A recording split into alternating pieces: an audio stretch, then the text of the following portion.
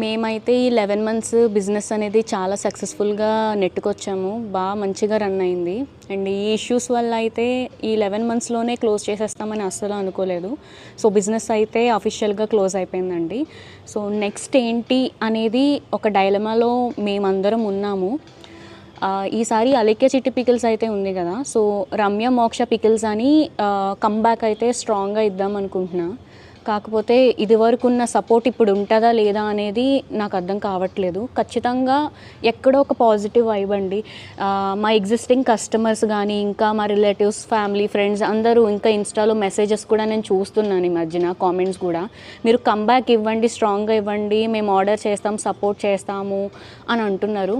So ఈసారి పెట్టబోయే business ఏదైతే ఉందో రమ్య మోక్ష పికిల్స్ మీద, సో అది ఖచ్చితంగా అందరూ ఎఫోర్డ్ చేసే ప్రైజెస్కి మంచి క్వాలిటీ ఇస్తూ, మెయింటైన్ చేస్తూ మంచిగా బిజినెస్ అనేది రన్ చేద్దాం అనుకుంటున్నాం. అండ్ మెయిన్ థింగ్ ఏంటంటే కస్టమర్స్తో మాట్లాడడానికి ఒక పర్సన్ని అసిస్ట్ చేసుకుందాము అనుకుంటున్నాము.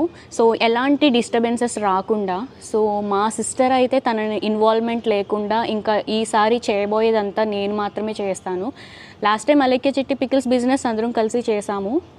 అండ్ ఆ బిజినెస్కి కూడా రమ్య మోక్ష అని పెడదామని ఆ రోజే అనుకున్నాను. కాకపోతే మా అక్క నేమ్ పెట్టడానికి గల రీజన్ ఏంటంటే, నేను ఆ టైంలోనే ఇండస్ట్రీలో మూవీస్ చేస్తున్నాను. సో పికిల్స్ పచ్చళ్ళు అమ్ముతుంది అంటే కొంచెం ఇండస్ట్రీ పరంగా కొంచెం బాగోదు. సో మా డాడీకి చెప్తే అలేఖ్య అక్క పేరు పెడదాము అనేసి అన్నారు. సరే అక్క ఏదైతే ఏంటి అందరం కలిసి చేసుకునేదే కదా అని అక్క పేరు పెట్టడం జరిగింది.